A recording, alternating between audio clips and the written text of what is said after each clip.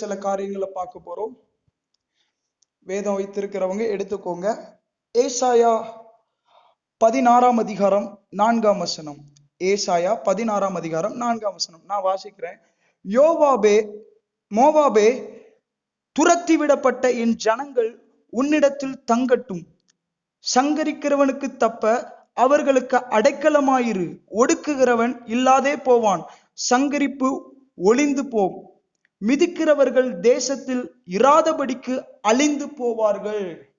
நம்ம இன்னைக்கு கொஞ்சம் ஜெபத்தோடைய தேவ வசனத்தை நம்ம கேட்க போறோம்.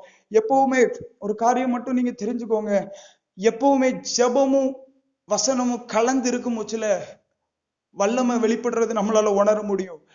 ஜெபமும் வசனமும் இணைந்து இருக்கும் போச்சுல நம்ம ஜெபிக்க ஜெபிக்க ஜெபிக்க நம்ம ஆவியில நிறைந்திருந்து வசனத்தை கேட்கும் பொழுது, வசனத்தோட நம்ம வாசிக்கும் போச்சுல உள்ள சில காரியங்கள் நம்முடைய ஆவிக்குள் உள்ளார்ந்த மனுஷன்ல அது வல்லமையை ஏற்படுத்தும். அக்கினி உண்டாகும். அது அப்பந்தான் அந்த வார்த்தைகள் எலும்புகளுக்குள்ள அக்கினியாய் அடைத்து அது நம்மளை செயல்படுத்துகிறதாய் மாற்றும். அதனால அப்படி ஜெபத்தோடையே நம்ம கேட்கணும், ஸ்தோத்திரம் செலுத்திக்கிட்டே கேட்கணும். கர்த்தர் நம்ம ஒவ்வொருத்தரோடய பேசணும்.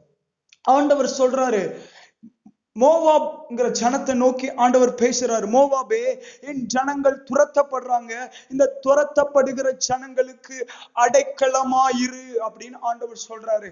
இன்னைக்கும் தேசத்துல பல தரப்பு மக்கள் அடைக்கலம் இல்லாமல் இருக்கிறார்கள்.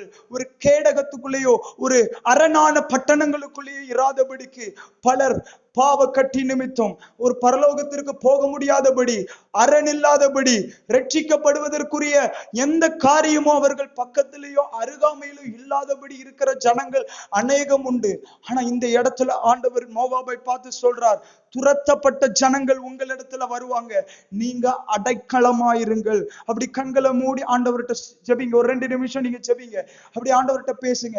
ஆண்டவரே, நான் சிலருக்கு அடைக்கலமாயிருக்கணும், நான் சிலருக்கு அடைக்கலமாயிருக்கணும். வேதத்துல நீங்க பாத்தீங்கன்னா யூதா புத்தகம் 22 வசனத்துல எழுதப்பட்டிருக்குது, எப்படியாவது சிலரையாவது அக்கினியிலிருந்து இழுத்து பயத்தோடே ரட்சித்து அப்படின்னு எழுதப்பட்டிருக்குது.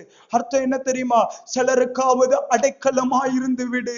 இது புதிய ஏற்பாட்டுல யூதா புத்தகத்துல எழுதப்பட்டிருக்கிறது. சிலரையாவது அக்கினியிலிருந்து, சிலர் அக்கினிக்குள்ள போகாதபடிக்கு நீ அடைக்கலமாகி விடு. ஆண்டவர் சிலரோட பேசட்டும். நீங்க ஜெபிங்க. இன்னைக்கு ஆவிக்குரிய அடுத்த கட்டத்துக்குள்ள தேவன் நம்மளை கொண்டு போகட்டும். இன்னைக்கு நம்மள தேவன் ஒரு அடைக்கலமாய் மாற்றட்டும். சில ஜனங்களுக்கு, சிலருக்காவது நாங்கள் அடைக்கலமாய் மாறட்டும். கர்த்தர் எங்களுக்கு அப்படிப்பட்ட கிருபைகளை தருவீராக. அப்படி ஆவியில வந்துருங்க, எங்களை அடைக்கலமா மாத்துங்க. ஜெபத்தோடைய வசனத்தை கேட்க கேட்க உங்க உள்ளார்ந்த மனுஷன் அனல் கொள்ளுகிறத உங்களால உணர முடியும். சிலருக்குள்ள அந்த அக்கினி விளட்டும். நீங்க ஜெபிக்கும் மூச்சிலேயே உங்களை அடைக்கலமாய் தேவன் மாற்றட்டும். சிலர் உங்க கிட்ட வந்த உடனே ஆசீர்வதிக்கப்படுவாங்க, பாதுகாக்கப்படுவாங்க. தேவ பிரசன்னம் அவங்க மேலேயோ ஆட்கொள்ளும். வேதத்துல நீங்க பாத்தீங்கன்னா ஆபிரகாமுடன் லோத்து வந்தான். லோத்துவுடைய சகல காரியங்களும் ஆசீர்வதிக்கப்பட்டது. லோத்துவினுடைய மந்தைகள் பெருகியது என்று பார்க்கிறோம். ஆனா எப்போ அவன் லோத்து ஆபிரகாமை விட்டு பிரிந்து போனானோ அப்பத்திலிருந்து என்ன நடந்ததுன்னா, அவன் இருந்த பட்டணம் தீக்கரையானது. அவனுடைய மனைவி வரைக்கும் இறந்து போனதை நம்ம பார்க்கிறோம். உப்பு தூணானதை நம்ம பார்க்கிறோம். அப்போ ஆபிரகாமே, நீந்தான் அடைக்கலோ. ஆண்டவர் சிலரை உங்களுக்கு, நீங்க அவங்களுக்கு அடைக்கலமாய் மாற வேண்டும் என்று விரும்புகிறார். ஆண்டவர் உங்களை அடைக்கலமாய் மாற்றணும் விரும்புகிறார். ஆண்டவர்கிட்ட ஜெபிங்க. நான் அடைக்கலமா மாறணும், நான் ஒரு அடைக்கலமாய் மாறணும்.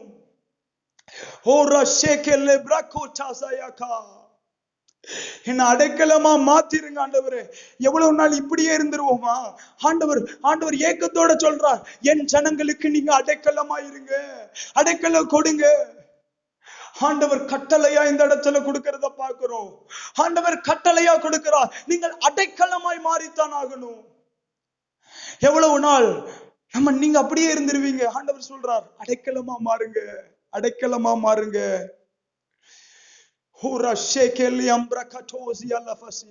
நம்ம வேதத்துல இன்னும் கூட சில காரியங்களை நம்ம பார்க்க போறோம். 1 ராஜாக்கள் புத்தகத்துல நம்ம சில காரியங்களை நம்ம இன்னைக்கு பார்க்க போறோம். 1 ராஜாக்கள் 17 அதிகாரம் 1 ராஜாக்கள் 17ஆம் அதிகாரம் 8ஆம் வசனத்திலிருந்து நான் வாசிக்கிறேன். அப்பொழுது கர்த்தருடைய வார்த்தை அவனுக்கு உண்டாயிற்று. இது எலியாவை குறித்து சொல்றாரு ஆண்டவர். அவனுக்கு உண்டாயிற்று, நீ எழுந்து சீதோனுக்கு அடுத்த சாரிபாத் ஊருக்கு போய் அங்கே தங்கியிரு. உன்னை பராமரிக்கும்படி அங்கே இருக்கிற ஒரு விதவைக்கு கட்டளையிட்டேன் என்றார். அப்படியே அவன் எழுந்து சாரிபாத்துக்கு போனான். அந்த பட்டணத்தின் ஒளிமுக வாசலுக்கு அவன் வந்தபோது அங்கே ஒரு விதவை விறகு புரக்கி கொண்டு இருந்தாள். அவன் அவளை பார்த்து கூப்பிட்டு, நான் குடிக்கிறதற்கு கொஞ்சம் தண்ணீர் ஒரு பாத்திரத்தில் எனக்கு கொண்டு வா என்றான். கொண்டு வர அவள் போகிற போது அவன் அவளை நோக்கி கூப்பிட்டு, கொஞ்சம் அப்பமும் உன் கையிலே எனக்கு கொண்டு வா என்றான். அதற்கு அவள், பானையில் ஒரு பிடி மாவும் கலயத்தில் கொஞ்சம் எண்ணெயுமே அல்லாமல் என்னிடத்தில் ஒரு அடையும் இல்லை என்று உம்முடைய தேவனாகிய கர்த்தருடைய ஜீவனை கொண்டு சொல்லுகிறேன். இதோ நானும் என் குமாரனும் சாப்பிட்டு செத்து போக அதை எனக்கும் அவனுக்கும் ஆயத்தப்படுத்துகிறதற்கு 2 விறகு புரக்குகிறேன் என்றாள். இந்த இடத்துலயும் ஆண்டவர் ஒரு காரியத்தை சொல்றாரு. இவ்வளவு நாள் தேசத்துல ஒரு பெரிய பஞ்சம் வரும்னு சொல்லி ஆண்டவர் சொன்னார். அதேபடி எலியாவும் சொன்னாரு. அதே மாதிரி ஒரு பெரிய பஞ்சம் தேசத்துல வருகிறது. இப்போ என்ன நடக்குதுன்னா, கொஞ்ச நாள் காகத்தை கொண்டு ஆண்டவர் போஷிக்கிறார் எலியாவுக்கு. இப்ப சொல்றாரு, நீ சாரிபாத் விதவைகிட்ட போ, அங்க ஒரு விதவையை வச்சிருக்கிறேன். சாரிபாத்துங்கிற ஊருக்கு போ, அங்க ஒரு விதவையை வச்சிருக்கிறேன், அவள் உன்னை போஷிப்பாள் அப்படின்னு சொல்லி ஆண்டவர் அனுப்புறார். அங்க போனா அங்க ஒரு விதவை இருக்கிறாள். அவள் விறகு பொறுக்கி கொண்டு இருக்கிறாள். அவ பொறுக்கிட்டு இருக்க முச்சிலேயே இவர் பார்த்துட்டு, எனக்கு முதல்ல தண்ணி தான்னு கேட்கிறாரு. இவளு உடனே தண்ணி தானே கேட்கிறாருன்னு சொல்லி தண்ணியை கொண்டு வரலான்னு பாக்குறா. ஆனா உடனே அவரு கேட்கிறாரு, போக முச்சில எடுத்து கொண்டு போக முச்சிலே எடுத்துட்டு வரலான்னு போக முச்சிலே சொல்றாரு, எனக்கு கொஞ்சம் சாப்பாடு அப்படிங்கிறாரு. உடனே அவ சொல்றா, என்கிட்ட ரொம்ப கொஞ்சம் தான் இருக்குது, ஒரு பிடி மாவு தான் இருக்குது, எனக்கு ஒரு கலையம்னா ஒரு பாத்திரத்துல ஒரு பிடி மாவு தான் இருக்குது அப்படின்னு அவ சொல்றான். இப்போ உடனே அவர் சொல்றாரு, பரவாயில்ல, எனக்கு ஒரு சின்ன அடையாவது சுட்டுத்தா. இப்ப நிறைய பேருக்கு என்ன காரியம்னு நான் இப்ப பேச விரும்புறேன். கர்த்தர் எலியாவை அனுப்புகிறார். எதுக்கு அனுப்புறாருன்னா, உனக்கு அடைக்கலம் ஒரு இடத்துல இருக்குது, உனக்கு ஒரு இடத்துல உனக்கு சாப்பாடு தேவையானது கொடுக்கறதுக்கு இருக்குது. அது சாரிபாத் விதவை. அவளை நான் தெரிந்து கொண்டிருக்கிறேன் உன்னை போஷிக்கும்படியா. நீ இவ்வளவு நாள் காகம் உனக்கு தேவையானதை கொடுத்துச்சு, நீ அடைக்கலமா இருந்த. இப்போ நீ உன்னுடைய வயிறு நீ சாகாதபடிக்கு உனக்கு நான் சில காரியத்தை கொடுக்க விரும்புறேன், அதுக்கு நீ சாரிபாத் விதவைட்ட போன்னு சொல்றாரு. ஆனா சாரிபாத் விதவை சொல்றா, என்கிட்ட கொஞ்சம் தான் இருக்குது. நம்மளுடைய பிரச்சனை அதுதான். யாருக்காவது அடைக்கலமா இருக்கணும்னு சொன்னா, நானே சரியில்லை, எனக்கு கொஞ்சம் தான் இருக்குது, எனக்கு கொஞ்சம் பலன் தான் இருக்குது, எனக்கு கொஞ்சம் ஜபம் தான் இருக்குது, எனக்கு கொஞ்சம். எல்லாரும் இதை தான் சொல்றோம். ஆண்டவர் இந்த பகுதியில நம்மளோட பேச விரும்புகிறார். நிறுத்தி நிதானமாய் நான் பேச விரும்புகிறேன். ஒவ்வொருத்தரும் கவனிங்க. ஆவியானவர் நம்முடைய கண்களை திறக்கட்டும். இந்த இடத்துல அவர் சொல்றா, கொஞ்சம் தான் இருக்குது, கொஞ்சம் தான் இருக்குது, கொஞ்சம் தான் இருக்குது. இத நானும் என் மகனும் சாப்பிட்டு நாங்கள் சாக போகிறோம்னு சொல்றா. நானும் கடைசியா அதனாலதான் அந்த விறக பறக்கிட்டு அதுல கொஞ்சம் மாவுல நாங்க ஏதாவது சுட்டு சாப்பிட்டுட்டு நானும் என் பிள்ளைய சாகலான்னு முடிவெடுத்திருக்கோம் அவ சொல்றா. ஆனா எலியா சொல்றாரு, நீ பிளான் போட்டது சரிதான், ஆயத்தப்படுத்து, ஆனா முதல்ல என்கிட்ட கொடுத்துரு அப்படிங்கிறாரு. அதுல சிறிய அடையை உருவாக்கி என்கிட்ட கொடு அப்படிங்கிறாரு. அப்போ இப்ப நமக்கு ஒரு எண்ணம் வரும், அவட்டே கொஞ்சம் தான் இருக்குது, அவ அடுத்த நேரம் சாப்பாடு இல்லைன்னு அவளுக்கே தெரியும், இத மாத்திரம் சாப்பிட்டுட்டு தேசத்துல பஞ்சம், நான் செத்துடலான்னு அவ யோசிச்சுக்கிட்டு இருக்கிறா. ஆனா இந்த இதுலயும் பங்கு போடுறதுக்கு தேவ மனுஷன் வராரு. நம்ம நிறைய இடத்துல இதை யோசிப்போம், எனக்கே ஒண்ணும் இல்லைன்னு நான் நினைச்சுக்கிட்டு இருக்கேன், இதுலயும் ஆண்டவர் இதை செய்ய அதை செய்யன்னு சொல்றாரு. நமக்குள்ள நிறைய குழப்பம் இருக்கும். எனக்கே நான் ஒரு கன்ஃபியூஷன் ஸ்டேட்ல இருக்கிறேன். நானே வாழ்வனா என்னன்னு தெரியல. எனக்கே அறிவு கிடையாது. ஆனா இந்த சூழ்நிலையில என்ன ஜெபிக்க சொல்றாரு. இந்த சூழ்நிலையிலும் நீ உன்னுடைய ஆவிக்குரிய வாழ்க்கையை அனல் மூட்டுன்னு சொல்றாரு. இந்த கஷ்டமான சூழ்நிலையிலும் இவங்களுக்கு இவ்வளவு காணிக்க கூடுன்னு சொல்றாரு. உங்களுக்குள்ள நிறைய கேள்வி இருக்கும். ஆனா அடுத்த லைன்ல அவர் சொல்றதை நீங்க பாத்தீங்கன்னா நம்முடைய கண்கள் திறக்கப்படும். அவர் சொல்றாரு நீ எடு, அது குறையாது, பஞ்சம் முடிகிறவர் அது இருக்கும். அப்ப இந்த பகுதியில என்ன தெரியுமா ஆண்டவர் சொல்ல வராரு தெரியுமா? நீ கொஞ்சம் இருக்கு, கொஞ்சம் தான் இருக்குன்னு சொல்றல்ல, அந்த கொஞ்சத்தை நீ வச்சுக்கிடாத. கொஞ்ச நேரம் தான் இருக்கு. நம்ம நிறைய பேர் சொல்றோம், ஜெபிக்கிறதுக்கு ஏன் நேரம், உங்களால ஜெபிக்க முடியாது அப்படின்னு கேட்டா, எனக்கு கொஞ்ச நேரம் தான் டைம் இருக்கு, முடியல. ஆண்டவர் சொல்றாரு கொஞ்ச நேரம் டைம் இருக்குல்ல, எனக்கு கொஞ்ச நேரம் டைம் இருக்குல்ல, அதை கொடுக்க முடியும்ல. இன்னொன்னு ஆண்டவர் கேட்கிறாரு, நீங்க நிறைய பேர் சொல்லுவாங்க கொஞ்சம் பலன் தான் இருக்குது. ஆண்டவர் சொல்ற கொஞ்ச பலத்தை நீ யூஸ் பண்ண மாட்டியா ஜெபிக்கிறதுக்கு? அந்த கொஞ்ச பலனை யூஸ் பண்ணு. எனக்கு அரை மணி நேரம் தான் தேவ சமூகத்துல நிக்கிறதுக்கு பலன் இருக்குது. ஆண்டவர் சொல்ற அந்த கொஞ்ச பலத்தை நீ யூஸ் பண்ண முடியாதா? அந்த கொஞ்ச பலத்தை யூஸ் பண்ண முடியாதா? இந்த இந்த இந்த விதவை மாத்திரம் இவன் எலியா கேட்ட உடனே கொடுத்துட்டா செஞ்சு. ஆனா இவ குடுக்காம இருந்திருந்தான்னு வச்சுக்கிடுங்களேன், அவ தனக்குன்னு யூஸ் பண்ணிருந்தானா அதுக்கு என்ன இருக்கும் தெரியுமா? சாப்பிட்டுட்டு செத்து போயிருப்பாங்க. ஆனா அந்த கொஞ்சத்திலையும் அவர் கேட்டார். எலியா கேட்டார். அந்த கொஞ்சத்தை கொடுக்க மூச்சுல என்னாச்சு தெரியுமா? வேதத்துல எழுதப்பட்டிருக்குது. அதே அதிகாரத்தை நீங்க வாசிச்சு பாத்தீங்கன்னா உங்களுக்கு தெரியும். நீங்க 15ஆம் வசனம் 13, 14, 15 அந்த இதுல வாசிச்சு பாருங்க, தெரியும். அவள் பஞ்சம் முடிகிற வரைக்கும் அவளுக்கு இருந்தது. எடுக்க மா குறையல, எண்ணெய் எடுக்க குறையல. ஆவியானவர் நம்மளோட பேசுகிறார். நீ கொஞ்சத்தை கொடுத்து பாரு. என்னோட ஆவியானவர் பேசினா, நான் ஆண்டவர்கிட்ட சொன்னேன் காலேஜ்ல படிக்கும் பட்சத்துல, ஆண்டவரே எக்ஸாம் டைம், ஆண்டவரே எனக்கு சும்மாவே ஞானம் கிடையாது, நான் எப்படி இந்த நேரத்துல இந்த டைம்ல ஜெபிக்க முடியும்? ஆண்டவர்கிட்ட கேட்டேன். ஆண்டவர் சொன்னார், உன்கிட்ட இருக்கிற கொஞ்சத்தை கொடுத்து பார் என்று ஆண்டவர் சொன்னார். நான் கொடுத்தேன். நான் அடுத்த நாள் எழுதின எக்ஸாம்ல எல்லாம் நல்ல மார்க் எடுத்திருப்பேன். எதுலையுமே ஆண்டவர் வெட்கப்படுத்தல. நான் முடிச்சது ஃபர்ஸ்ட் கிளாஸ் வித் டிஸ்டிங்ஷன். தேவன் என்ன ஆசீர்வதிச்சார். ஆண்டவர் என்ன சொன்னார்? உன்கிட்ட கொஞ்சம் தான் இருக்குது தெரியும், உனக்கு அறிவு கம்மியா தான் இருக்குது எனக்கு தெரியும்.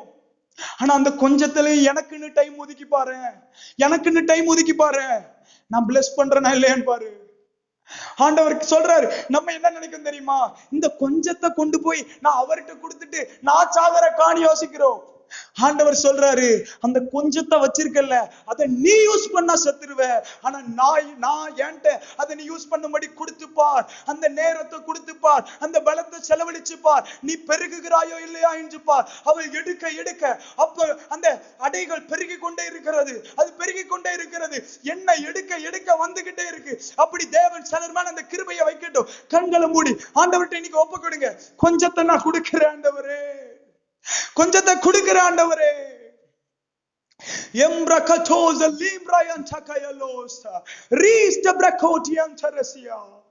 ஆவியானவர் ஒவ்வொருத்தரோடு இடைபடுகிறார்.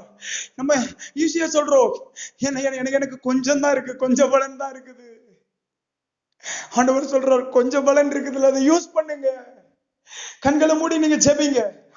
இந்த வசனம் உங்க ஆவிக்குள்ள பிரவேசிக்கட்டும். உங்க ஆவிக்குள்ள வசனம் பிரவேசிக்கட்டும். உள்ளார்ந்த மனுஷன் பலப்படட்டும். ஆவியானவருடைய பலன் உங்களுக்குள்ள பூரணமா இறங்கட்டும். நீங்க ஸ்தோத்திரமாச்சு செலுத்துங்க. டங்ஸ் பேசுறவங்க பேசுங்க. இந்த வசனம் உங்களுக்குள்ள கிரியை செய்யட்டும். உங்களுக்குள்ள கொஞ்சம் இருக்குது இல்ல, அதை நீங்க யூஸ் பண்ணாதீங்க, கர்த்தர்கிட்ட கொடுங்க. உங்களுக்கு நேரம் இருக்குது இல்ல, அதை நீங்க யூஸ் பண்ணாதீங்க, கர்த்தர்கிட்ட கொடுங்க. நம்ம நிறைய பேர் இப்படி இருக்கிறோம். நான் 1 மணி நேரம் ஜெபிக்கிறேன். 1 மணி நேரம்ங்கிறது அதிகம் கிடையாது, கொஞ்சம். நீங்க தெரிஞ்சுக்கோங்க, கொஞ்சம். 2 மணி நேரம் ஜெபிக்கிறேன், இது அதிகம் கிடையாது, இது கொஞ்சம். ஆவியானவர் உங்களோட பேசுறாருன்னா நீங்க ஒப்பு கொடுங்க. ஆண்டவர் சொல்றார், இந்த கொஞ்சத்தை என்கிட்ட கொடுத்து பாருங்க. ஆவியானவர் சிலரோட பேசுகிறார். உங்களுக்கு நேரம் இருக்குது, கொஞ்ச நேரம் இருக்குதுன்னு சொல்றீங்க. அரை மணி நேரம் இருக்குது. அதை இன்ஸ்டாகிராம்ல செலவழிக்காதுங்க. அதை நீங்க உங்களுக்கு எடுத்துக்கொள்ளாதுங்க. அந்த நேரத்தை ரீல்ஸ் பாக்குறதுல யூஸ் பண்ணிராதுங்க. அந்த நேரத்துல படம் பாக்குறத யூஸ் பண்ணிராதுங்க. ஆண்டவர் சொல்றா, அந்த கொஞ்சத்தை நீ யூஸ் பண்ண செத்து போவ. ஆவிக்குரிய லைஃப் செத்து போகும். மாம்சத்துல ஆண்டவர் உலக வாழ்க்கையில கொடுக்கிற உயர்வு அச்சு போகும். ஆண்டவர் சொல்றார், அதை எனக்கு கொடுத்து பாரு, அதை எனக்கு கொடுத்து பாரு. ரேபேலே ஹந்துசி யான்டலபே ஓ ரபா கண்டோசி லெவசியாசாஸ். மல்கியா புத்தகத்தை நீங்க வாசிச்சு பாத்தீங்கன்னா ஆண்டவர் சொல்றாரு, சவாலா சொல்றாரு, நீ தசம பாக மாட்டேன் எனக்கு கொடுத்து பாரு. வானத்தின் பலகணிகளை திறந்து இடம் கொள்ளா போகும் என்று நான் ஆசீர்வதிக்கனா இல்லையான்னு பாருங்கிறாரு. அப்போ நீங்க யோசிச்சு பாருங்க, ஒரு நாளைக்கு எத்தனை மணி நேரம் நீங்க தேவ சமூகத்துல உட்கார்றீங்க? நம்ம எல்லாத்துக்கும் தசம பாகம் எல்லாம் எடுத்து வச்சிருவோம். ஜெபத்துல எடுத்து வைக்கிறீங்களா? 24 மணி நேரத்துல கொடுக்குறீங்களா? 2.5 மணி நேரமாவது ஜெபிக்கிறீங்களா? அது அதிகம் கிடையாது. கொஞ்சம் 10ல் 1 கொஞ்சம்னு அர்த்தம். அதிகம் எல்லாம் கிடையாது.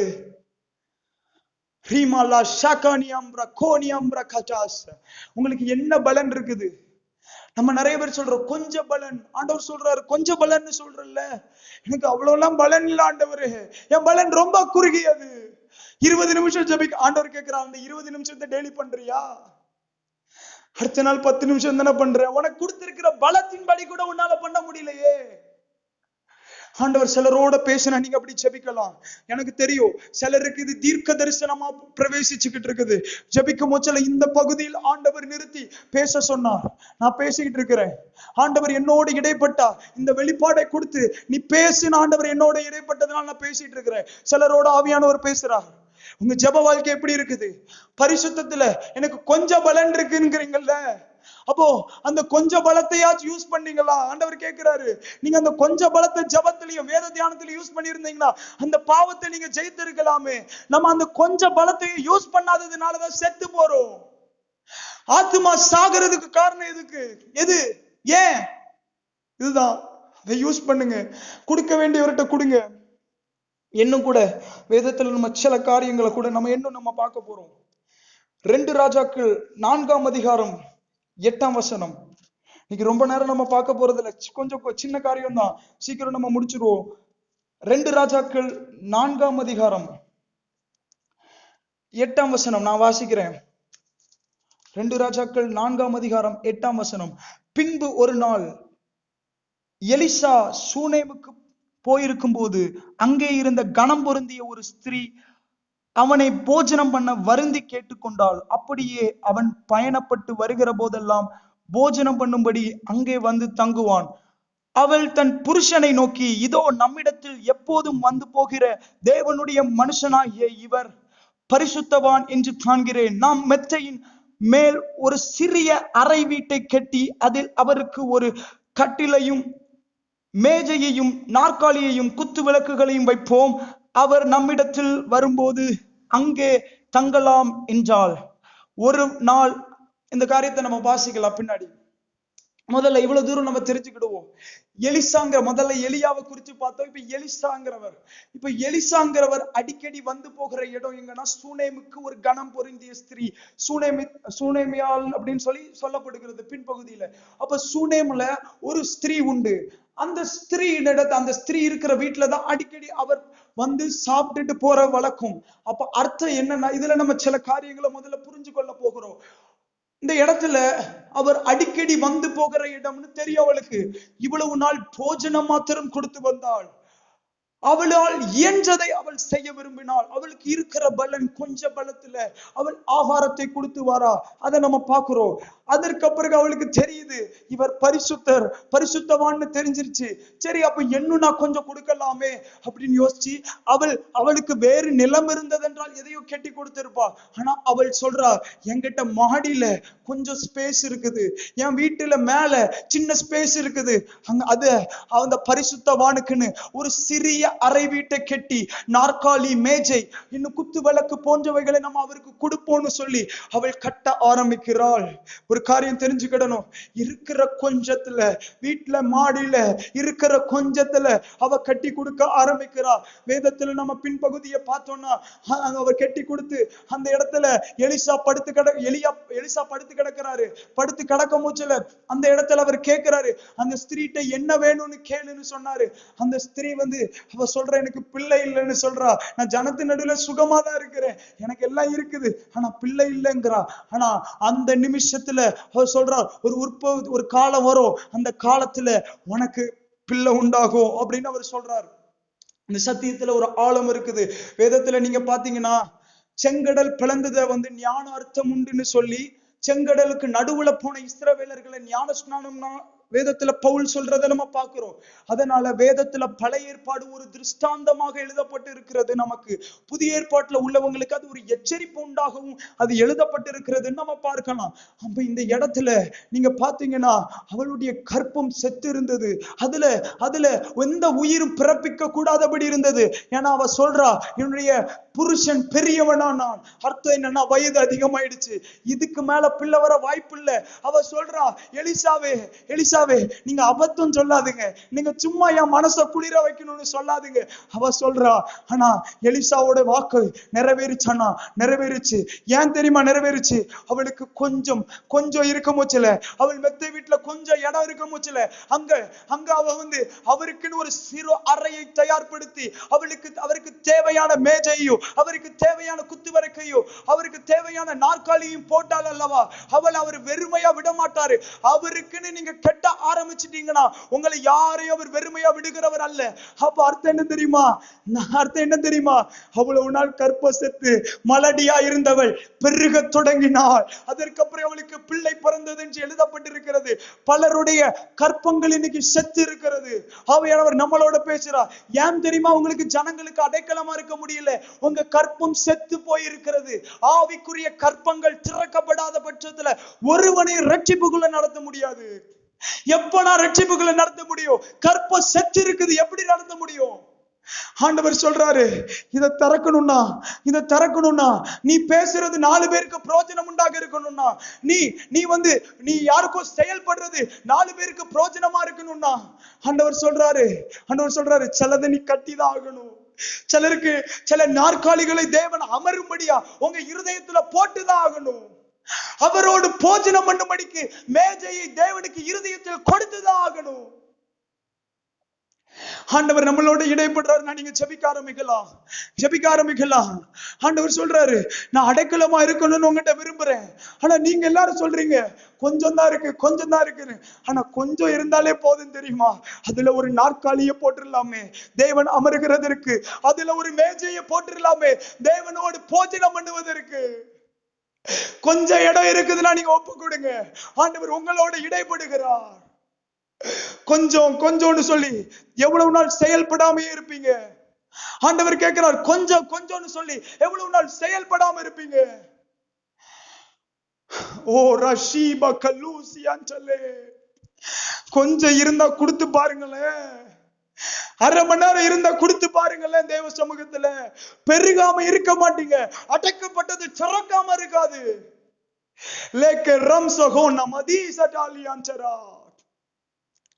ஆண்டவர் கட்டுகளை உடைக்கட்டும். இன்னைக்கு ஆவிக்குரிய கண்கள் சிலருக்கு திறக்கப்படட்டும். அந்த மனக்கண்கள் குருடா இருக்கிற தன்மைகள் விலகட்டும். எப்போ பெருக்கம் வரும்?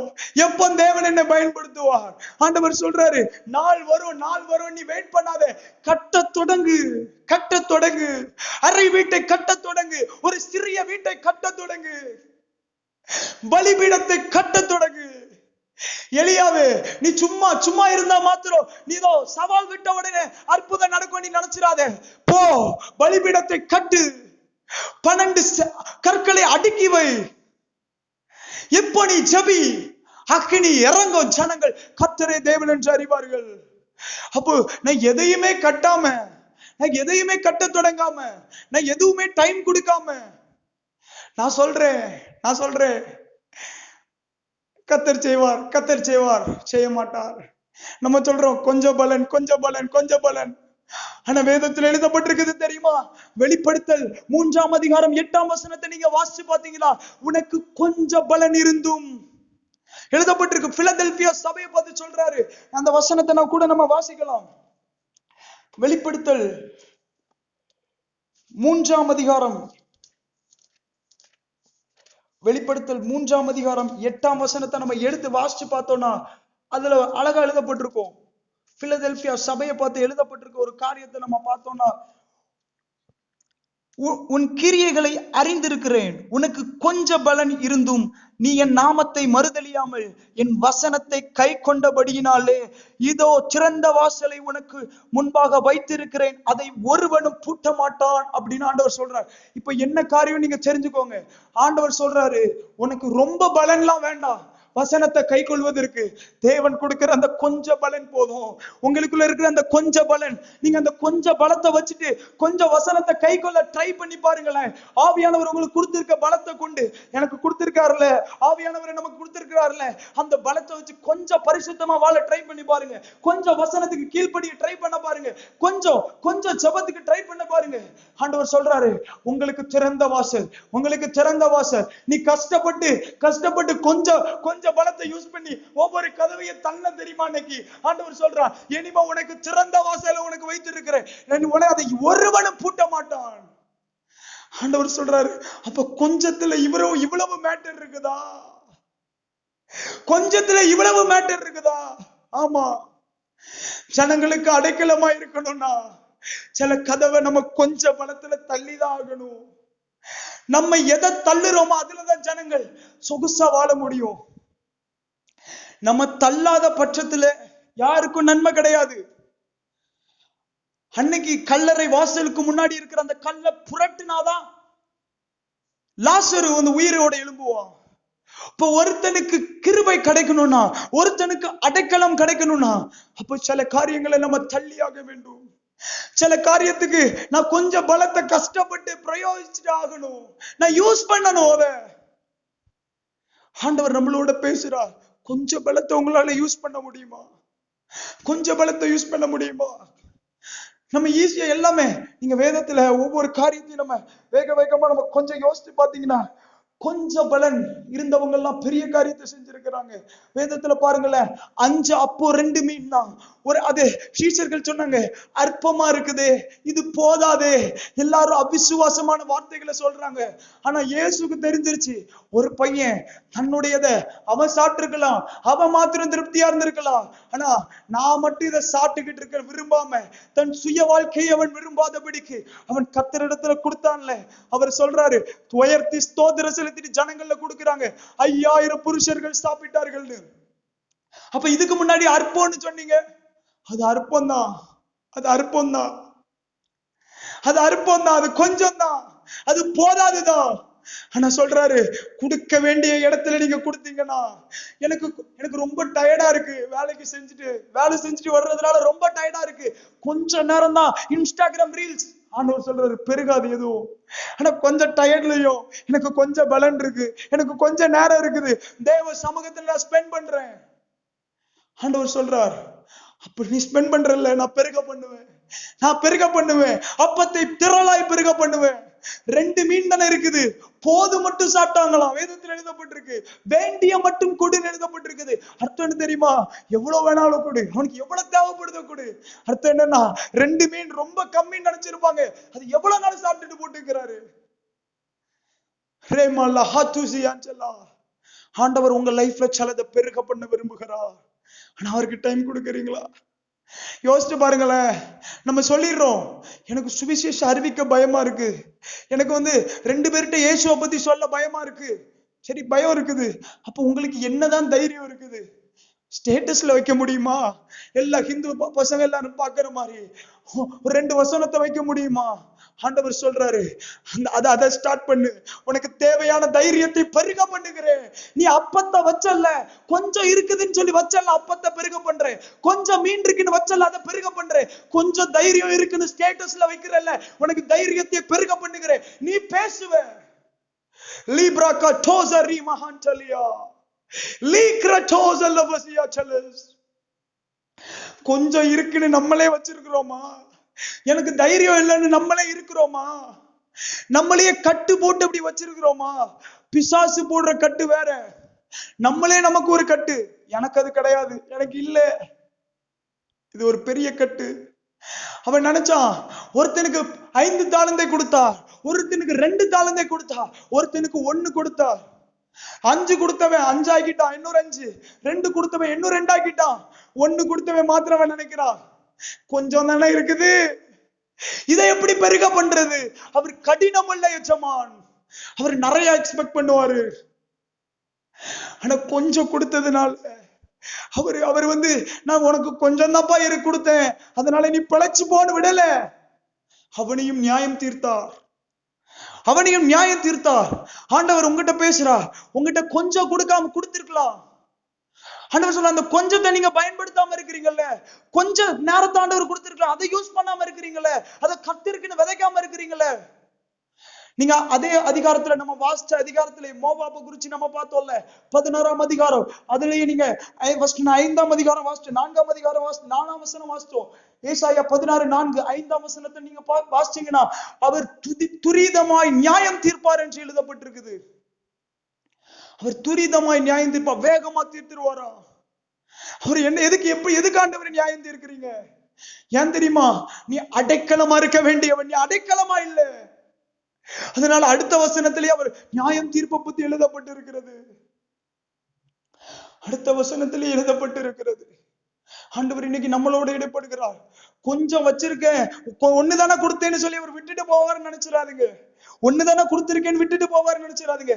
அந்த ஒண்ணுக்கும் அவர் கணக்கு கேட்பார். அவர் சொல்லுவாரு, இத வாண்ட போய் கொடுத்தேன் பாரு. அவர் சொல்றாரு, 10 வச்சிருந்தான்ல, அவன்கிட்ட கொடு. 5 10 மாத்திரம் கொடுன்ட்டாரு. யோசிச்சு பாருங்க, எப்படி கொஞ்சம் சும்மா இருக்கிறோமா? கொஞ்சம் சும்மா இருக்குமா? அதான் ஆண்டவர் சொன்னாரு பிற்பகுதியில, ஒவ்வொன்றும் நீ கொஞ்சத்திலே உண்மையா இருந்தாய், உன்னை அநேக பட்டணத்தின் மேல் உன்னை அதிகாரியாக வைப்பேன். அப்ப அர்த்தம் என்ன? நீ 5 வச்சிருந்த, நீ 10 மாத்திட்டனா நீ நிறைய பெருகிட்டேன்னு இல்ல. நீ 5 இருந்ததை 10 மாத்திருக்க, 2 இருந்ததை 4 மாத்திருக்க. நீ 1 வச்சிருக்க, நீ அப்படியே வச்சிருக்க, அதை யூஸ் பண்ணல, அதை புதைச்சு வச்சுட்ட. அப்ப அவங்களுக்கு உனக்கு ஒண்ணும் இல்ல. அவர் 2 வச்சுட்டு 4 வச்சிருக்கிறான், அவ்வளவுதான். நீ 1 வச்சா 2 வச்சா போதும், 2 மாத்தினா போதும். 20 நிமிஷம் உங்களுக்கு ஜபிக்க முடிஞ்சா 20 நிமிஷத்தை ஜபத்தை தினமும் பண்ணிக்கிட்டே இருங்க, ஒரு நாள் விடாம. அதை ஆண்டவர் பெருக பண்ணுவார். அது 30 நிமிடம் ஆகும். தேவ வல்லமை உங்களை ஆட்கொள்ளும்.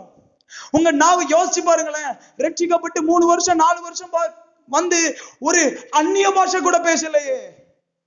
யோசிச்சு பாருங்க. அபிஷேகத்தை வந்த உடனே அன்றைக்கு எல்லா இடத்துலயும் அந்நிய பாஷை பேசினாங்கன்னு இருக்கலாம், அந்த அடையாளம் கூட இல்லையே. யோசிங்க, டைம் எப்படி கொடுத்தீங்க? கொடுத்தா அவர் கொடுக்காம இருக்க மாட்டாரு, உங்களை நிரப்பாம இருந்திருக்க மாட்டாரு, உங்களுக்கு கிருபைகளை கொடுக்காம இருந்திருக்க மாட்டாரு. தினமும் நீங்க வேதத்தை வாசிச்சிருந்தீங்கன்னா வெளிப்பாடுகள் அவர் கொடுக்காம இருந்திருக்க மாட்டாரு. தினமும் நீங்க ஜபிக்கிறவங்களா இருந்தீங்கன்னா உங்க மேல ஜபாவிய ஊற்றி, நீங்க ஜப நடத்தி முடிச்ச சிலர் மேல ஜபாவி ஊற்றப்படுமே. கொஞ்சம் நிதானிச்சு பாருங்க. ஆகாயத்துல சிலமம் பண்ணுகிறவர்களா இருக்கிறோமோ? ஏதோ வாழ்ந்தோம் செத்தோம், சாப்பிடுறோம் செத்தோன்னு இருக்க போறோமோ?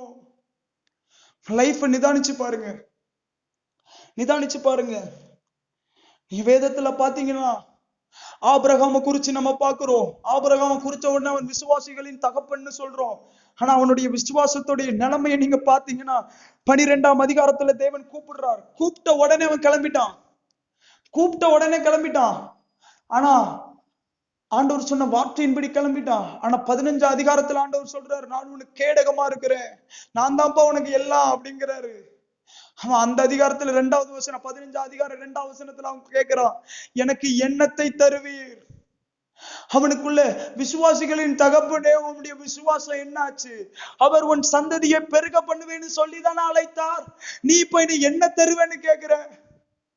எனக்கு பிள்ளை இல்லாமல் இருக்கிறது, எனக்கு என்ன தருவீர் கேக்குறான். அப்போ அவனுக்கு இருந்த அந்த கொஞ்சம் விசுவாசத்தை தான் யூஸ் பண்ணி இருக்கிறான். அவ்வளவு தூரம் தேவனை பின்பற்ற பின்பற்றுவதற்கு 12ஆம் அதிகாரம் 13ஆம் அதிகாரம் 14ஆம் அதிகாரத்தையும் அவன் தேவனை பின்பற்றி போயிருக்கிறான். அந்த கொஞ்ச விசுவாசத்தை வச்சுதான் அவன் விசுவாசத்துல பூரணப்பட்டவனாய் அந்த சமயம் அவன் இருக்கவில்லை. நீங்க அதுக்கப்புறம் கூட வாசிச்சு பாத்தீங்கன்னா ஆண்டவர் உடனே அவனை வெளியே போ சொல்றார். கூடாரத்தை விட்டு வெளியே வா. வெளியே வந்தாச்சு. வானத்தை பாரு, நட்சத்திரங்களை என்ன கூடுமானால் என்ன. அவன் எண்ணி பார்க்கறான், முடியல. நட்சத்திரத்தை எண்ண முடியாது. ஆண்டவர் டக்குன்னு சொல்றாரு, இப்படிதான் அவன் சன்னதி பெருக போகுது. சரி ஆண்டவரேன்னு சொல்லி அவன் அந்த இடத்துல எழுதப்பட்டிருக்கு, ஆபிரகாம் விசுவாசித்தான், அது அவனுக்கு நீதியாக எண்ணப்பட்டதுன்னு எழுதப்பட்டிருக்குது. அவனுக்குள்ள ஒரு விசுவாசம் வந்துருச்சு. இப்போ அடுத்தடுத்த கட்டத்துக்குள்ள அவன் நுழைஞ்சு போறான். இப்போ சாராளுக்குள்ள விசுவாசம். சாராள் சொல்றா, நமக்கு உனக்கெல்லாம் பிள்ளை பறக்காது, பறக்கிற மாதிரி தெரியல, நமக்கு பிறக்கிற மாதிரி, நீ ஆகாரோடு இரு. நீ விசுவாசத்தை இப்பதானே விசுவாசித்தாய், அது நீதியாக எண்ணப்பட்டது என்று எழுதப்பட்டிருக்குதே. உன் விசுவாசம் வளர்ந்துச்சு, ஆனா நீ இன்னும் பூரணராகவில்லையே. உடனே ஆகார முடிச்சிட்டான், கல்யாணம் பண்ணிட்டான், பிள்ளை பெத்துட்டான். வேதத்துல பாக்குறோம். ஒவ்வொரு காரியத்தை யோசிச்சு பாருங்க. விசுவாசிகளின் தகப்பன் நினைக்கிறோம், அவங்க ஏதோ முழுசில இருந்து ஆரம்பிக்கல, கொஞ்சத்துல இருந்து ஆரம்பித்தவர்கள். கொஞ்சம் ஜப வாழ்க்கையில இருந்து ஆரம்பிங்க, கொஞ்சம் வேத தியானத்தில இருந்து ஆரம்பிங்க, ஒரு அதிகாரத்தில இருந்து ஆரம்பிங்க, சின்ன சின்ன பகுதியில இருந்து ஆரம்பிங்க. ஆண்டவர் உங்களை நிரப்பட்டும், ஆண்டவர் உங்களை பெருக பண்ணட்டும். இப்ப அவனுக்கு அப்படிப்பட்ட விசுவாசம். அவன் எல்லாம் முடிஞ்சிருச்சு.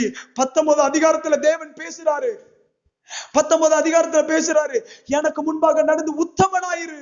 99 வயசுல பேசுறாரு ஆபிரகாமோட. இடையில பேசல, ஏன்னா ஆண்டவருக்கு கோபம். நான் உன்ட வாக்குத்தத்தம் கொடுத்தேன், ஆனாலும் நீ கீழ்ப்படியலையே. நீ உன் மனைவியாக சாராள் சொன்னபடி எல்லாம் செய்தாயே. ஆனா அப்படினால ஆண்டவர் விடல. ஏன்னா அவன் கொஞ்சம் விசுவாசத்தை அவன் கிரியையில நடப்பிச்சான்ல. கொஞ்சம் விசுவாசத்தின்படி இருந்த கொஞ்சம் விசுவாசத்தினால அவன் இருந்த இடத்தை விட்டு அவன் கானானை நோக்கி நடந்து வந்தானே. கொஞ்சம் விசுவாசத்தை கொண்டு ஆண்டவர் சொன்னார்னு விசுவாசித்தானே. ஒவ்வொரு காரியத்தையும் நம்பி நம்பி வந்தானே. இன்னைக்கு என்ன நம்பி இவ்வளவு தூரம் இருக்கிறானே. ஆண்டவர் கனம் பண்றாரு. சொன்னபடி ஈசாக்கை கொடுக்கிறார். ஈசாக்கை கொடுத்த பிறகு இப்போ பலி செலுத்த வர சொல்றான். அவனுக்கு ஈசாக்கை பெற்ற உடனே அவன் கொஞ்சம் கொஞ்சம் விசுவாசமா இருந்தவன். ஈசாக்கை பெற்ற உடனே இப்ப அவனுக்கு விசுவாசம் நல்லா பெருகிருச்சு. இப்ப ஆண்டவர் சொல்றாரு, பலி செலுத்தவா அப்படின்னு சொல்றாரு. இவன் போறான், நான் திரும்ப கூட்டு வந்துருவேன், வீட்டுல நாங்க சேர்ந்து வருவோன்னு வேலைக்காரன் சொல்லிட்டு போறான். போய் பலி செலுத்துற இடத்துக்கு போறான். கைகள் இருக்கிறது ஓங்குறான். அவர் சர்வாங்க தகன பலி கொடுங்கிறாரு. சர்வாங்க தகன பலினா என்ன தெரியுமா? கடைசியில எல்லாத்தையும் அக்னினால சுட்டெரிக்கணும், சாம்பல் தான் இருக்கும். அவன் சொல்றான், என்ன தெரியுமா சொல்ல வர ஆபிரகாம், எனக்கு ஒரு விசுவாசம் உண்டு, நான் துண்டிச்சு போட்டு அக்கினினால அவனை எரிச்சு போட்டாலும் ஆண்டவர் எனக்கு ஒரு வாக்குத்தத்தம் பண்ணி இருக்கிறார், உன் சந்ததி தான் பெருகும்னு சொல்லி இருக்கிறார். அந்த செத்த சாம்பல்ல இருந்து கூட என் ஈசாக்க திரும்பி தர்றதுக்கு கர்த்தரால முடியும்னு அவன் விசுவாசிச்சான். அதனாலதான் அவன் விசுவாசிகளின் தகப்பன்னு சொல்லப்பட்டான். அர்த்தம் என்ன தெரியுமா? ஒரு காரியத்தை நீங்க தெரிஞ்சுக்கோங்க. உங்களுக்கு இருக்கிற அந்த சின்னதை ஆக்டிவேட் பண்ண ஆரம்பிங்க. இருக்கிற சின்ன விசுவாசம், சின்ன கிருபை, சின்ன ஜப கிருபை, கொஞ்சம் பரிசுத்தம், கொஞ்சம் வேத தியானம், இதை ஆக்டிவேட் பண்ணுங்க. ஆண்டவர் சொல்றாரு, இதை நான் பெருக பண்ண தயாரா இருக்கிறேன். கொஞ்சம் விசுவாசம் தானே இருந்துச்சு ஆபிரகாமே, கொஞ்சம் விசுவாசத்தை நீ ஆக்டிவேட் பண்ண ஆரம்பிச்ச, நான் உன்னை பெருக பண்ண தயாரா இருக்கிறேன். உன் சந்ததி அதன் மூலம் பெருகும். உன் விசுவாசம் பெருக பெருக உன் சந்ததி பெருகாமல் இருக்காது. ஓ ரமா சங்கட்ட லோப்ரியா டேகலியா டரஸ். உங்களை பெருக பண்ண தேவன் விரும்புகிறார். ஆனா கொஞ்சத்தை நீங்க ஆக்டிவேட் பண்ணுங்களே, கொஞ்சத்தை ஆக்டிவேட் பண்ணுங்க. ஆண்டவர் எதிர்பார்க்கிறார். பேதுரு பெரிய விசுவாசி என்று சொல்ல முடியாது. அவன் படகுல இருக்கும் போது ஆண்டவர் சொல்றாரு, ஆண்டவர் தண்ணீர்ல நிக்கிறத பார்த்துட்டு அவன் கேட்கிற ஆசையா, நீரையானா நானும் தண்ணி மேல நடந்து வர கட்டளையிடும் வான்னு சொல்லிட்டாரு. அவன் அந்த வார்த்தையை நம்பிதான் போன. அவனுக்கு விசுவாசம் இல்ல, விசுவாசம். ஆண்டவர் சொல்றாரு, அற்ப விசுவாசின்னு அவனை பார்த்து சொல்றாரு. உங்களுக்கு என்ன புரியுற மாதிரி பேசுறேன். இப்போ அவன் ஆண்டவர் சொன்ன உடனே சொல்லிட்டாருன்னு தண்ணியில நடக்க ஆரம்பிச்சிட்டான். ஆனா நடந்து போக போக பார்த்தனா ஃபுல்லோ காற்று பலமாடிக்குது, கடல் கொந்தளிக்குது. அவனால நிற்க முடியல, அவனால நிற்க முடியல. அவன் மூழ்கி போறான். அப்பா காப்பாத்துங்க, எனக்கு கையை உயர்த்துறான். உடனே ஆண்டவர் வந்து அவன் கையை பிடிக்க வச்சு சொல்றாரு, அற்ப விசுவாசியே ஏன் சந்தேகப்பட்டான்னு கேட்கிறாரு. அர்த்தம் என்ன தெரியுமா? உங்ககிட்ட கொஞ்சம் விசுவாசம் இருந்தா போதும், அற்பமான விசுவாசம் இருந்தா போதும், நீங்க தண்ணீரின் மேல் நடக்க முடியும். இது தேவன் உங்களுக்கு கற்றுக் கொடுக்கிற ஒரு வார்த்தை. நீங்க தெரிஞ்சுக்கோங்க, கொஞ்சம் விசுவாசம், கொஞ்சம் விசுவாசம், கொஞ்சம் சின்ன ஜெபிக்கிற கிருபை இருந்தா போதும், உங்க மேல பெரிய கிருபையை கொடுப்பா. சின்ன ஜெபம் தான் பண்ணுனாங்க அன்னைக்கு எல்லாரும், சின்ன ஜெபம் தான் பண்ணாங்க. குருடர்களுடைய கண்கள் திறக்கப்பட்டது. சின்ன ஜெபம் தான் பண்ணா, அவனுடைய கை மறுக்கையை போல ஆனது, குஷ்டரோகம் நீங்கியது. சின்ன ஜெபம் பண்ணுங்க, சின்ன ஜெபத்துக்குரிய வல்லமை பெருசு. தினமும் தினமும் அரை மணி நேரம் ஜெபிக்க கிருபை இருக்கா, அதை யூஸ் பண்ணுங்க. ஆண்டவர் கொடுத்த பலத்தின்படி யூஸ் பண்ணுங்க. ஆண்டவர் பெருக பண்ணுவா. கொஞ்சம் மாவு இருக்குதா, அதை எலியாவுக்கு கொடுங்க, உங்களுக்கு பெருக்கம் உண்டாகும். ரேமேக லூசியா கட்டா. அற்ப விசுவாசத்துல நடந்தவனை நீ செத்து போன்னு விடுறது வரல, ஒரு கை கொடுத்து எழுப்புகிறார். உங்ககிட்ட ஆண்டவர் பேசுறாரு, சிலரோட ஆண்டவர் பேசுறாரு. இதுக்கு மேல திட்டமா பேச முடியாது. ஆவிக்குரிய லைஃப்ல காலடி வைக்கிறதுக்கு அவ்வளவு யோசனை. ஆண்டவர் சொல்றார், உங்க ஜெப வாழ்க்கையை இன்க்ரீஸ் பண்ணுங்க. யோசிச்சு பாருங்களேன், அற்ப விசுவாசத்துல இருக்க முச்சலையே நம்ம வந்து இவ்வளவு பெரிய ஜலத்தின் மேல நடக்க முடியும்னா, விசுவாசம் பெருகினால் என்ன காரியத்தை எல்லாம் செய்யலாம். மலைகளை பேர்க்கத்தக்க விசுவாசம் நமக்குள் உண்டாகட்டும். தேவன் கிருபைகளை கொடுக்கட்டும். கொஞ்சம் விசுவாசத்தை பயன்படுத்துங்கள், கொஞ்சம் போதிக்கிற கிருபைகளை பயன்படுத்துங்க. வாட்ஸ்அப் ஸ்டேட்டஸ் வைக்க தெரியும்ல, கர்த்தரை குறித்து காரியத்தை வைங்க. உடன்படிக்கை பண்ணுங்க தேவனோட. நான்லாம் தேவனோட உடன்படிக்கை பண்ணிருக்கிறேன். அந்தவரை என்ன குறித்த டீடைல்ஸ் நான் போட மாட்டேன் ஸ்டேட்டஸ்ல. நான் வந்து யாருக்கோ பிறந்த நாள் ஹாப்பி பர்த்டேன்னு போட மாட்டேன். தோனிக்கு பிறந்த நாளுக்கு நான் போட மாட்டேன். அவர் என்ன என் ஸ்டேட்டஸை பார்க்க செய்றாரு. ஆனா என் ஸ்டேட்டஸை பார்க்கிற ஒருத்தர் இருக்கிறா, உங்களுக்காக நான் போடுறேன். உங்க காரியத்தை மாத்திரம் தான் போடுவேன். ஆண்டவரே சொல்ல முடியுமா? ஒவ்வொரு காரியத்திலையும் மற்றவர்களுக்கு பிரயோஜனம் உண்டாகணும்னு சொல்லி நான் வேதம் தியானிக்கிறேன். சிலருக்கு வெளிப்பாடுகளை கூடணும், நான் என்ன சொல்லணும்னு. இப்படிப்பட்ட விருப்பங்கள் பெருகட்டும். கொஞ்சத்தை நீங்க சொல்லி பாருங்களேன், 2-3 வசனத்தை 2 பேருக்கு பேசி பாருங்களேன், ஆண்டவர் உங்களுக்கு அதை பெருக பண்ணுவார். சிலரோட வசனத்தை பேசுங்க. என்கிட்ட இன்னைக்கு ஏசப்பா இந்த வசனத்தை பேசினாருன்னு யார்கிட்டயும் பேசுங்க. உங்களுக்குள்ள இருக்கிற அந்த வசன கிருபைகள் பெருகும். கண்களை மூடி நம்ம ஜெபிச்சு முடிக்கலாமா?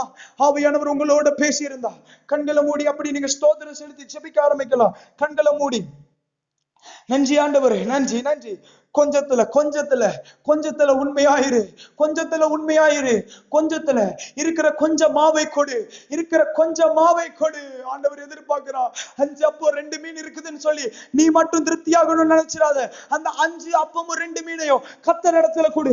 அது பெருக்கம் உண்டாகும், அது பெருக்கம் உண்டாகும். உன்னிடத்தில் இருக்கிற வரைக்கும் அது உனக்கு பிரயோஜனத்தை கொண்டு வரலாம். ஆனா மரித்து போவோம், நம்மளே எல்லாத்தையும் பயன்படுத்தினா மரித்து போவோம். இருக்கிற 1 மணி நேரத்தையோ இன்ஸ்டாகிராம்ல என் சுய இச்சையின்படி நான் போயிட்டேனா என் ஆத்துமா மரித்து போம். ஆனால் அதை கர்த்தரிடத்தில் நான் கொடுப்பேனாக, அவர் பெருக பண்ணுவார். என்னை ஒரு அடைக்கல பட்டணமாக சிலரை அக்கினியில் இருந்து விடுவிக்கும்படி, சிலரை ஆவிக்குரிய வாழ்க்கையில் அடுத்த கட்டத்துக்கு கொண்டு போகும்படி உங்களை பயன்படுத்த முடியும். அதனால விடாதீங்க. இன்னைக்கு அந்த கிருபையை தேவன் வைக்கட்டும் உங்க மேல. ஒப்பு மாத்திரம் கொடுங்க. இப்ப ஒப்பு கொடுங்க, இப்ப ஒப்பு கொடுங்க. தேவன் அந்த கிருபையை உங்க மேல வைக்கட்டும். நீங்க ஒப்பு கொடுத்த மாத்திரத்துல இன்னையில இருந்து என் ஜெப லைஃப் கிரமமா இருக்கும். தேவனுக்கு டைம் ஸ்பெண்ட் பண்ண போறேன். இன்னையில இருந்து வேத தியானம் கரெக்டா இருக்கும். இனி சுவிசேஷ அறிவிக்க எனக்கு தைரியம் இல்ல. ஸ்டேட்டஸ்லயாச்சும் வைக்கிறேன், ஸ்டோரியிலயாச்சும் வைக்கிறேன். என்னால முடிஞ்சதை நான் பண்றேன். உங்களுக்குள்ள அந்த வைராக்கியம் எழும்பட்டும், வைராக்கியம் எழும்பட்டும். உள்ளார்ந்த மனுஷன் அப்படி எழும்பட்டும். ஆவியானவர் தட்டி எழுப்பட்டும், ஆவியானவர் தட்டி எழுப்பட்டும். ஓ ரஷேகலியம் பிரகாட்டோ ரேசன் டோகலியம் பிரகாட்டஸ் லீப்ரகாட்டோ ஜலவசியாந்தரஸ். நீங்க ஆகாய் புத்தகத்தை எடுத்து வாசிச்சு பாத்தீங்கன்னா தெரியும், ஆண்டவர் இஸ்ரவேல் ஜனங்களை சொல்றாரு, நீங்க நிறைய காரியத்தை செய்றீங்க, எதையுமே நான் வாய்க்க விடல. ஏன் தெரியுமா நான் வாய்க்க விடல?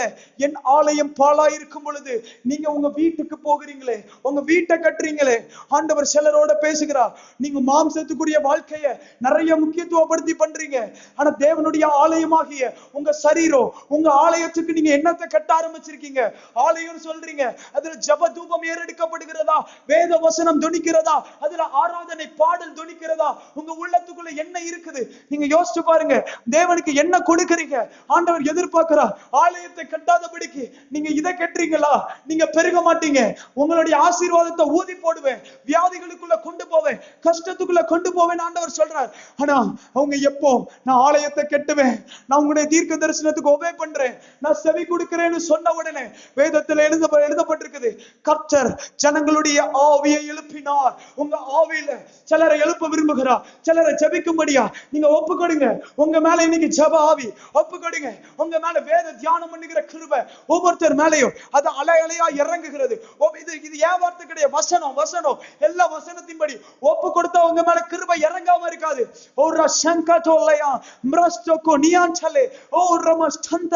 யாரெல்லாம் ஜெபிச்சாங்களோ அவங்க மேல ஒரு ஜெப ஆவி இன்னையில இருந்து இன்னைக்கு சிலருடைய இருதயத்துல ஒப்பு கொடுக்கணும். நான் தயார்படுத்தணும், ஆண்டவருக்கு ஏதாவது செய்யணும், வழியை ஆயத்தப்படுத்தணும், எதையாவது கர்த்தருக்கு செய்யணும், தியானிக்கணும்னு சொல்லி விரும்புறாங்கல்ல, அவங்க மேல கர்த்தருடைய கிருபை இறங்கட்டும். ஆண்டவரே இறங்கட்டும், இறங்கட்டும். நீங்க வல்லமையா எடுத்து பயன்படுத்துங்க. ஆவியை இன்னும் அனல் கொள்ள வைங்க, ஆவியில அனல் கொள்ள வைங்க.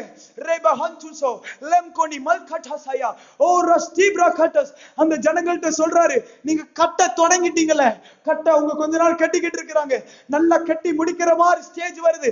ஆண்டவர் சொல்றாரு, உன் ஆலயத்தை கட்ட நீ ஆரம்பிச்ச, ஆலயத்துக்குரிய காரியத்துக்கு முக்கியத்துவம் கொடுத்த, நான் இன்று முதல் உன்னை ஆசீர்வதிப்பேன். இதுவரைக்கும் பெருக்கம் நின்றிருந்தது, இப்பத்துல இருந்து நான் பெருக பண்றேன்னு கர்த்தர் சொல்றார். உங்களுக்கு ஒரு பெருக்கம் வேணுமா? உங்களை தேவன் பயன்படுத்தணுமா? ஆனா கட்ட ஆரம்பிங்க, கட்ட ஆரம்பிங்க, கட்ட ஆரம்பிங்க, கட்ட ஆரம்பிங்க. ஒரு சந்துரியாம்பர கச்சோசில ஓ சுனேமியாலை போல எலிசாவுக்கு நான் ஒரு மேல்வீட்டு அறையை கட்டுகிறேன். ஹோரமா சங்கரோனியம் பிரச்சசலிஸ் லீவ கதூசல ஃபசியா. கர்த்தர் ஒவ்வொருத்தர் மேலையும் அந்த கிருபைகளை கொடுக்கிறதுக்காக நன்றி. எல்லா கட்டுகளையும் உடைத்து போடும், எங்களை பிசாசு மேல வைத்திருக்கிற நுகங்களை முறித்து போடும். நாங்களே கர்த்தரை ஒரு லிமிட் பண்ணி, இல்ல நான் சாப்பிட்டாதான் நல்லா இருக்கும் அப்படி நினைக்காதபடி, அவருக்கு கொடுத்த என்ன பெருக பண்ண அவர் வல்லமை உள்ளவர்னு ஒரு விசுவாசம் உண்டாகட்டும் ஜெபிக்கிறோம். கர்த்தருக்கு கொடுக்கிறவன் எதிலையும் குறைந்து போவதில்லை. சிங்க குட்டிகள் தாழ்ச்சி அடைந்து பட்டினியா இருக்கும், கர்த்தரை தேடுகிறவர்களுக்கோ ஒரு நன்மையும் குறைவுபடாது, ஒரு நன்மையும் குறைவுபடாது என்கிற வசனத்தின்படி எங்க ஒவ்வொருத்தரையும் ஆசீர்வதிங்க. உங்களை தேட ஒப்பு கொடுத்திருக்கிறபடியா உடைய கிருபையினால் நிரப்பும், தயவினால் அலங்கரியும் சொல்லி ஜெபிக்கிறோம். எங்களை தாழ்த்துறோம்ப்பா, எங்களை வெறுமையாக்குறோம். நாங்க ஒண்ணும் இல்ல, இன்னையில இருந்து எங்க ஜெப வாழ்க்கையை மாற்ற போறீங்க. எங்களுக்குள்ள தினமும் எல்லா நாட்களும் எங்களுக்குள்ள ஒரு ஜெப ஆவி அனல் மூட்டி எழுப்பப்படணும். வேதத்தை தியானிக்கிற கிருபைகள் பெருகணும், பரிசுத்தமா வாழணுங்கிற வைராக்கியம் பெருகணும். தேவையில்லாததை விடணும், விடுன்னு சொல்றதை விடணும், செய்யின்னு சொல்றதை செய்யணும். ஆவியானவர் எங்களை நடத்தும்படியா ஜெபிக்கிறோம். நீர் மாத்திர பெருகவும் நாங்க சிறுகவும் வேண்டும். உடைய கிருபை எங்க மேல இருக்கிறதுக்காக நன்றிப்பா, உடைய தயவுக்காக நன்றி. இயேசுவின் மூலம் ஜெபிக்கிறோம் ஜீவனுள்ள பிதாவே. ஆமென், ஆமென்.